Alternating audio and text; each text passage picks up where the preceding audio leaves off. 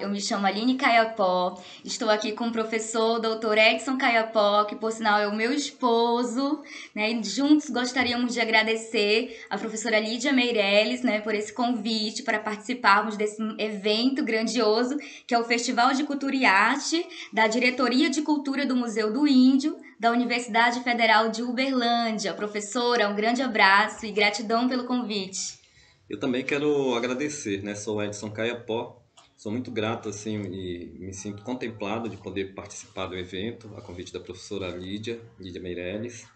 E assim nós vamos fazer um diálogo, né, eu e a Aline, sobre duas obras, né? Projetos e Presepadas de um Curumim na Amazônia, que foi lançado pela editora Positivo, uma obra que recebeu o prêmio da Cátedra de Literatura da Unesco.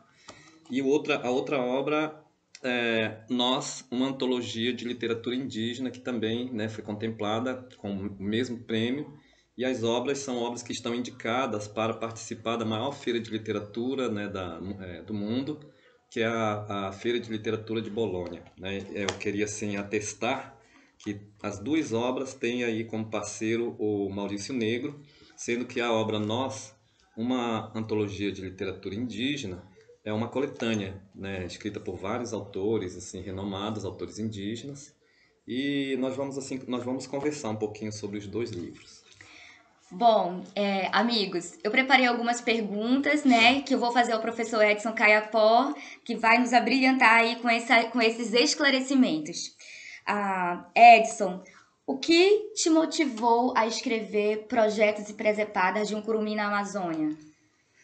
Bom, este livro, de certa forma não, na verdade, é uma autobiografia, né? O primeiro prêmio que a obra ganhou foi ainda quando não era livro ainda, né? Foi um texto que eu apresentei no concurso de literatura da Fundação Nacional de Literatura, né? E acabou que o texto foi premiado, né, com o prêmio Tamoios.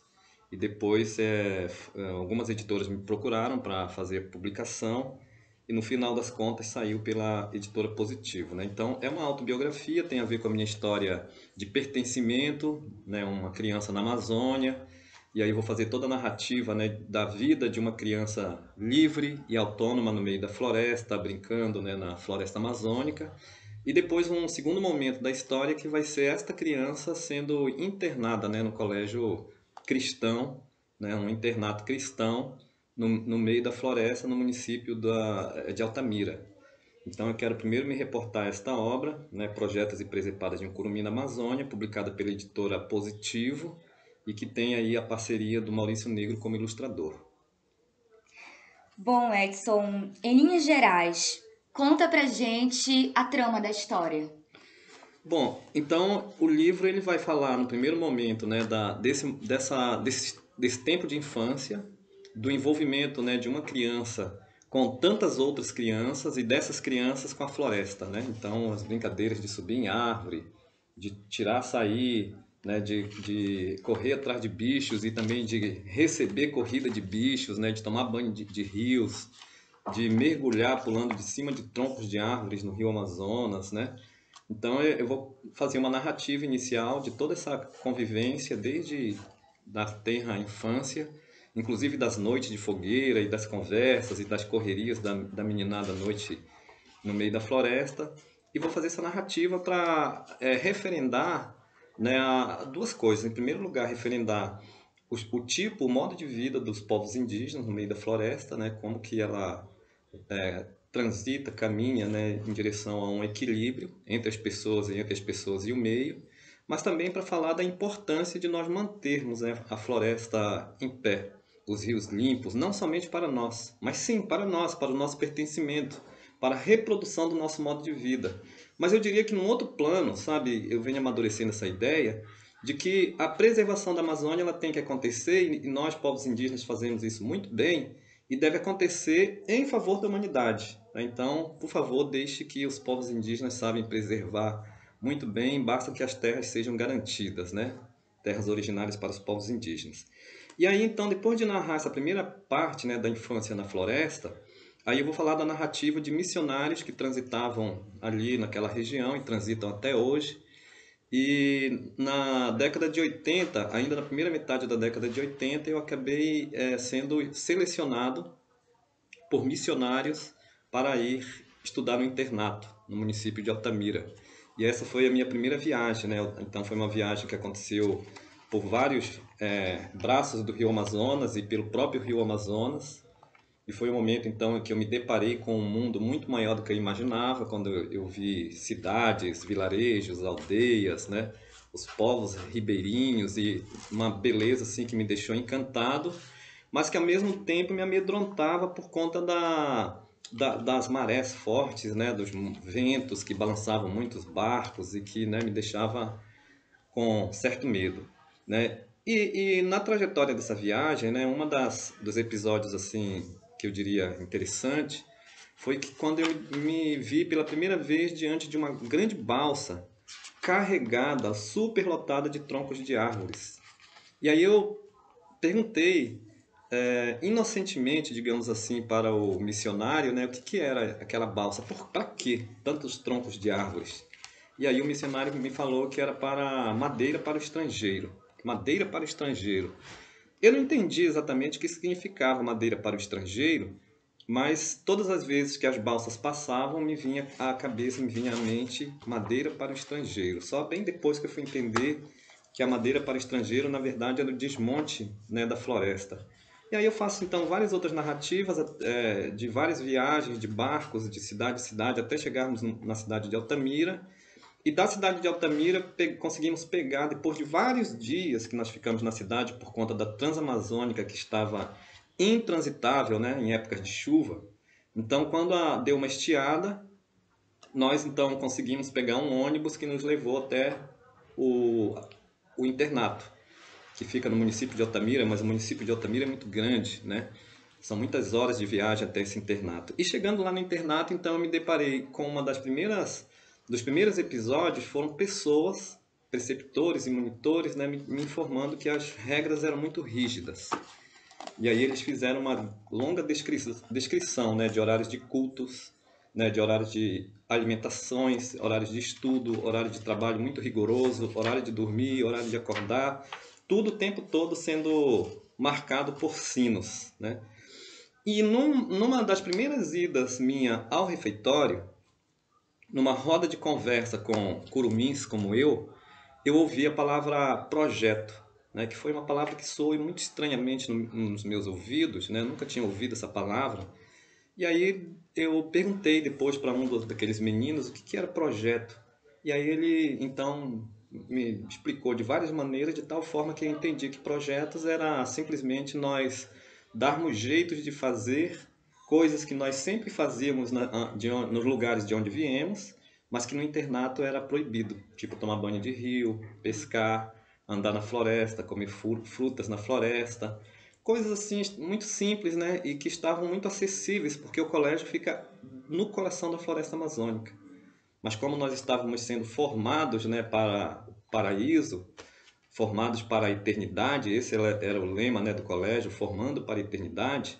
Então, formar para a eternidade pressupõe um comportamento que não mais aquele comportamento antigo de comunidades indígenas, né, tinha que ser um outro comportamento temente a Deus, e dentro daquela lógica de que nós temos que ter muito cuidado com a natureza porque ela é muito má e que nós devemos, na verdade, fazer um esforço para dominá-la, né? Então, nós viramos agricultores, eu trabalhei com agricultura pesada e trabalhar com agricultura significava, entre outras coisas, dominar as forças da natureza, né?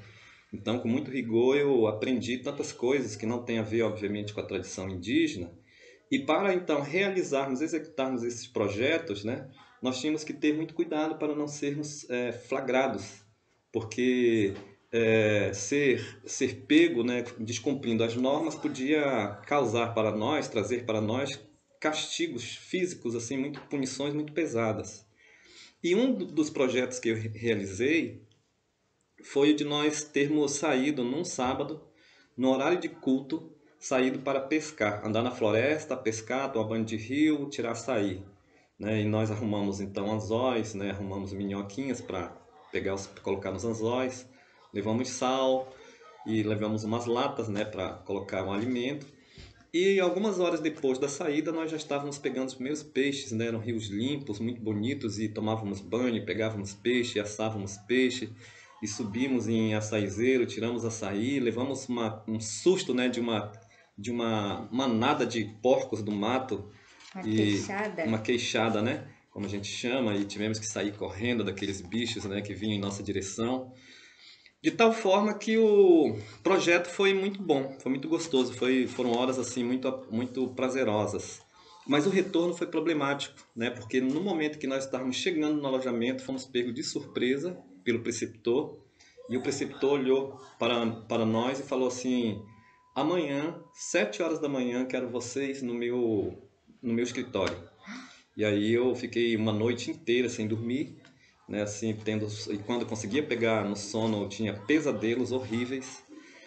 E no dia seguinte, cedinho, estava eu lá depois do café, em frente ao preceptor, né, com aqueles olhos azuis e sua gravatinha azul de bolinhas brancas, né, e paletó e terno como ele sempre andava, e muito bem alinhado. E aí ele olhou fixamente nos meus olhos, e eu descrevo no livro que eu consegui me enxergar nos olhos dele, né, de tão brilhantes e azuis que eram.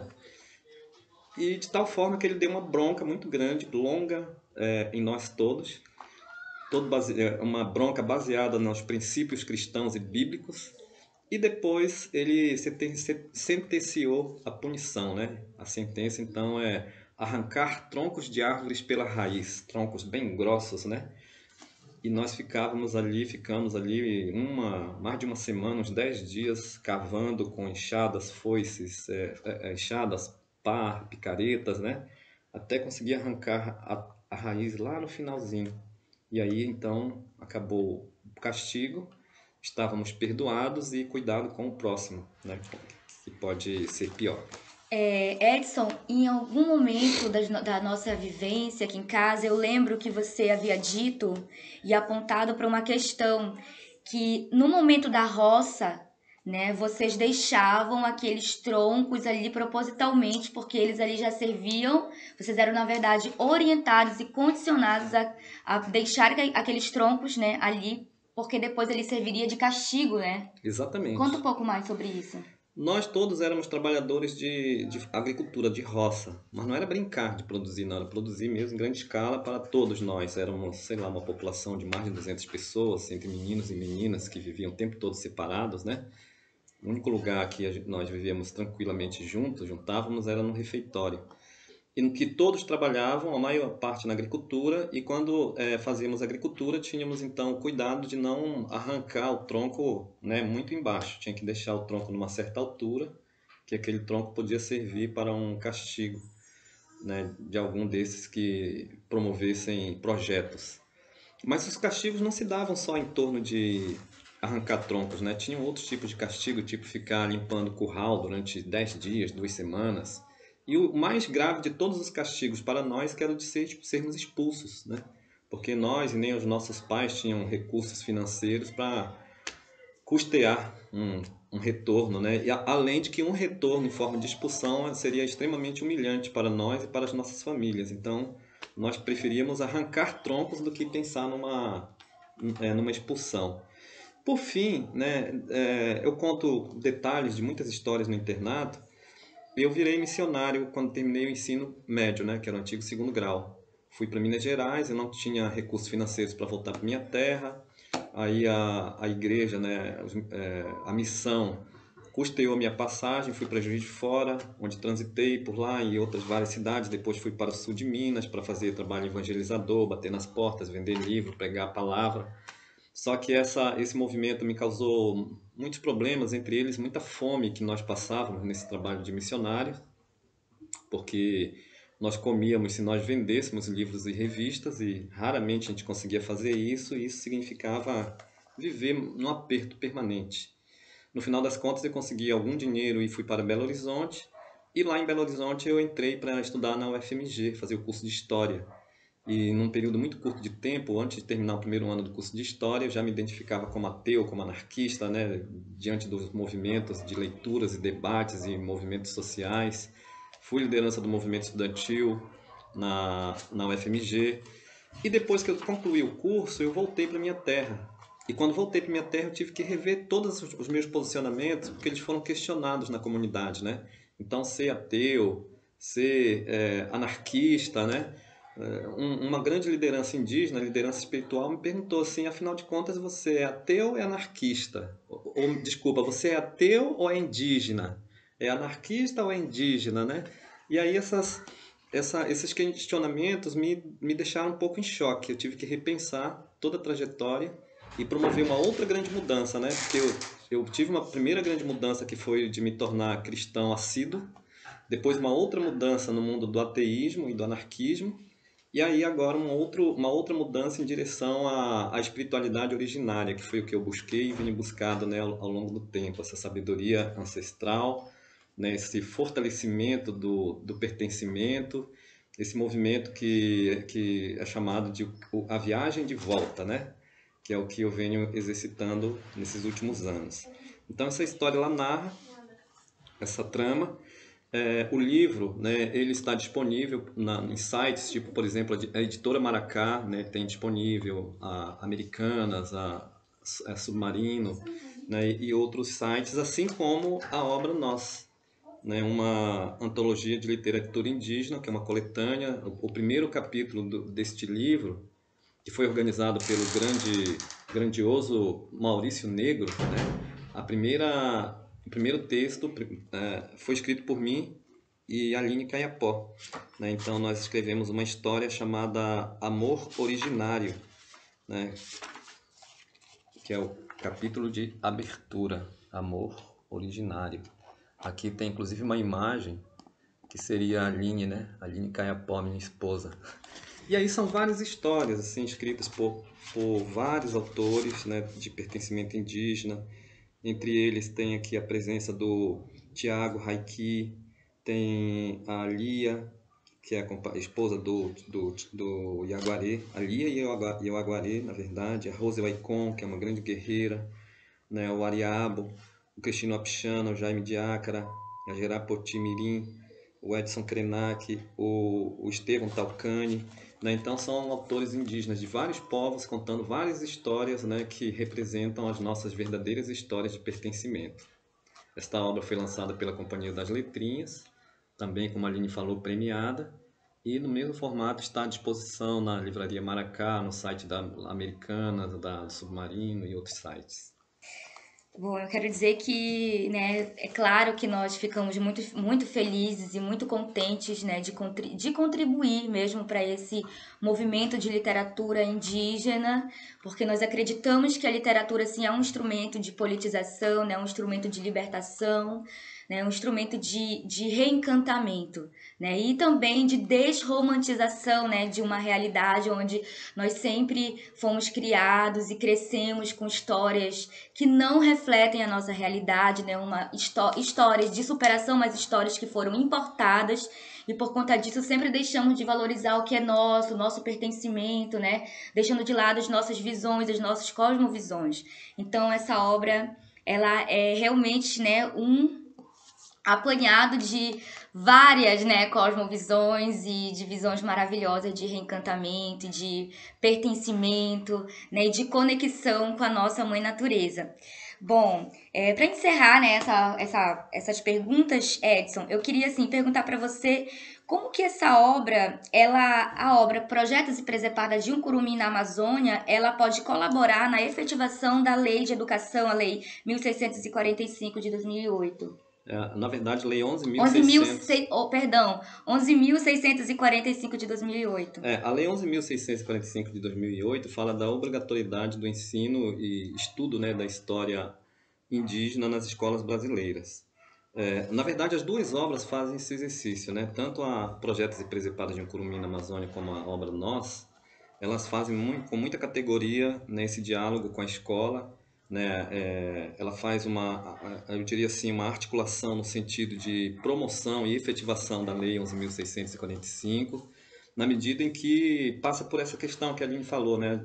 Nós contamos histórias reais, histórias de pertencimento, sem romantizar, né? E ao mesmo tempo nós narramos histórias, tipo Projetos e Presepadas de um Curumim na Amazônia, narra uma história que não é século XVI, nem é século XVII, nem é século XVIII, é século XX mesmo, sabe? É, década de 80, né? Crianças indígenas sendo levadas, né, para serem catequizadas e para sofrerem todo um processo que eu diria que é o de desaprender, a escola para desaprender, como diz o nosso grande José Bessa, né? Então, à medida que a gente vai narrando essas histórias, à medida que nós vamos colocando a história oficial em xeque, porque a história oficial ela definitivamente não conta as nossas histórias, ou quando conta, conta de maneira distorcida, ou quando conta, conta de maneira generalizada, né? Índio, todo mundo é índio, todo mundo fala tupi, todo mundo, né, adora Tupã. Aí, por exemplo, a obra Nós, ela diz que não, entendeu? São vários povos falando de várias concepções de mundo, né, de origem de todas as coisas, e de como os grupos indígenas se organizam em vários cantos do Brasil. Né? Então, a obra, por exemplo, desfaz o mito da generalização, da generalidade indígena. São exercícios necessários, né, para que nós possamos repensar a história do Brasil e, inclusive, repensar essa história eurocêntrica, que quer ser a única versão autorizada, né, que está nos currículos das escolas de nível básico, nas escolas, no ensino superior, né, um currículo que quer ser o único autorizado para falar de uma verdade que silencia as nossas vozes, ou que, no máximo, congela as nossas vozes no passado. Né? E aí nós estamos dizendo assim, não somos passado, somos presente. Somos passado também, somos passado sim, mas somos presente. E os nossos ancestrais estão apontando para o futuro, por onde nós seguimos. Né? Então nós somos muito mais do que passado. Sim. Existe um trecho no livro, um momento em que o Edson ele reflete sobre a opressão desse modelo, né, que é engessado sobre notas, né? Como se as notas fossem uma punição mais do que uma consequência do teu aprendizado. Então, como que você vê essa questão, Edson, que você viveu, né, ali no internato? Porque no livro você aponta para uma mudança. Então, você diz assim: quando eu crescer, eu quero ser professor e não vou, né, oprimir as pessoas com esse peso, né, da nota, É. como uma coisa ruim. Assim, eu acho que o princípio é o seguinte, né? Existe uma crise generalizada, mundial, que está muito evidente, sabe? É uma crise de valores morais, econômicos, né? Uma crise ambiental, socioambiental, e uma crise também educacional, que é social, né? Então, eu acho que ninguém tem dúvida, essa pandemia que nós vivemos agora, o momento da pandemia, colocou a humanidade em xeque, e nós vamos ter que repensar todas as coisas não daqui a muito tempo, não, sabe? Quando essa quarentena acabar, nós vamos ter que repensar a organização de tudo. Vamos ter que depurar os escombros e repensar. E esse repensar pressupõe, por exemplo, repensar a própria escola. A escola é uma agência de violência, de opressão, é uma escola que funciona com um currículo que não serve nem para indígenas, nem para não índios, inclusive porque a escola pauta muitas suas ações no ato de avaliar e no ato de aprovar e reprovar. No final das contas, a síntese da escola é isso, né? Quem vai ser aprovado, quem vai ser reprovado.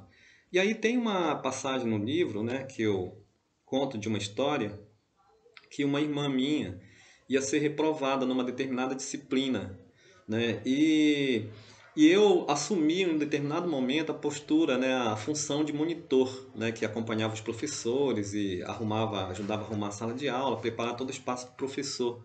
E eu tinha acesso, inclusive, aos diários, né, escolares. E a minha irmã, no final do ano, que estava na iminência de ser reprovada, ela foi salva por um ato, sabe, que obviamente que não é muito bem visto pela escola, principalmente, né, e pela sociedade de maneira geral, que foi o fato de eu ter alterado a nota da minha irmã e colocá-la na situação de aprovada. E Isso tá mais para uma presepada, é uma né, do que para o presepada, mais uma projeto. presepada. E aí a minha irmã foi aprovada e aí eu escrevo no livro, né, que naquele momento ali, isso é real, né, eu pensava assim, poxa, se algum dia eu for professor, eu jamais vou trabalhar em função de reprovar, especialmente de reprovar, né? A escola tem que ser um espaço de aprovação, de diálogo com as diversidades e tal. Então eu diria assim que os saberes indígenas e essas obras particularmente, elas dialogam sobre a necessidade, né, de repensarmos, né, as relações sociais e ambientais e econômicas E não só a necessidade, né? Nós estamos também apontando para um potencial dos povos indígenas, né, colaborarem com esse repensar, com um reencantamento, né, das relações sociais que deve ser promovido. O Ailton Krenak, quando ele fala das ideias, né, para adiar o fim do mundo, uma das falas que ele coloca é que enquanto tiver uma história indígena ou histórias indígenas, o fim do mundo será adiado. Porque sempre os povos indígenas, né, levantam possibilidades, novas possibilidades, para além dessas possibilidades convencionais, né, que todos conhecem. É intrigante porque durante séculos, né, essa proposta de educação sempre caminhou numa direção de integração, né, de nos integrarmos à comunidade, à sociedade nacional. Mas hoje, né, nós temos uma proposta, e eu acredito que essa seria uma proposta muito relevante, que é a de interação, Edson. Não de integrar, né, mas de interagir. Porque eu considero que enquanto um ser indígena, enquanto uma pessoa de pertencimento, é impossível que haja uma integração. Porque se nós nos integrarmos à sociedade nacional no formato que está posto, nós vamos ter que obrigatoriamente e consequentemente nos desintegrarmos do nosso pertencimento originário, né? E se nós nos integrarmos total ao nosso pertencimento originário, seremos também desintegrados não iremos pertencer, né, como membros mesmo, integrantes da comunidade nacional. Então, se nós olharmos pelos dois viés, nós vamos ver que a integração ela é muito dolorosa e ela sempre remete a uma perda, né? Então a nossa proposta é a interação, né? E é exatamente isso que nós fazemos quando escrevemos as nossas literaturas, quando compartilhamos com a sociedade nacional, né, as nossas visões, essa, né, a visão de interagir, né, de trocar conhecimento e a própria interculturalidade sendo posta em prática dentro de um formato respeitoso. Então as duas obras, né, são essas, Projetos e Presepadas de um Curumim na Amazônia. Eu sou o autor, o Maurício Negro é o ilustrador, saiu pela editora Positivo. E a obra Nós, uma antologia de literatura indígena que foi publicado pela Companhia das Letrinhas, né? É uma coletânea de vários autores, tendo também como organizador o Maurício Negro. Então, eu queria encerrar minha fala dizendo da minha felicidade, né, por esse diálogo, é necessário, né, e sempre é bom assim fazê-lo e refazê-lo. Eu já estive no Museu do Índio aí na UFO, e foi assim muito prazeroso ter falado ao lado do José Bessa, Eliane Potiguara, da Rita, desculpa, Renata. Da Renata Tupinambá. Então foi muito interessante o diálogo e estou de volta, né, neste formato, né, de quarentena. E queria dizer, inclusive, que neste momento de quarentena, essa quantidade de debates, de lives, de vídeos, eu acho muito interessante, né, e que a gente continue promovendo isso e vamos nos proteger, né, assim, nesse momento de quarentena. Eu quero agradecer e dizer da minha felicidade de poder ter conversado. Então é isso, muito obrigada. Obrigada, meu amor, por compartilhar comigo mais uma vez essas visões, cada conversa sobre essa obra, né? Parece sempre uma conversa muito nova, isso nunca vai ficar, né, ultrapassado, porque ele hoje é o fruto disso, né, das vivências enquanto criança, enquanto adolescente. Então, é isso, queridos. Muito obrigada. Obrigada mais uma vez, professora, pelo convite. Obrigada e desejamos a todos um belíssimo evento, né? E até um dia, né? Longe desse caos todo, né? E assim, não flexibilizem a quarentena, né? Vamos ter amor à nossa vida, vamos ter amor aos profissionais de saúde. Andem protegidos, né? Usem o gel, não esqueçam das máscaras, das luvas ao saírem de casa, tá? Vamos ter amor próprio, amor pela nossa posteridade. Tá bom, queridos? Um grande abraço e até mais. Obrigado.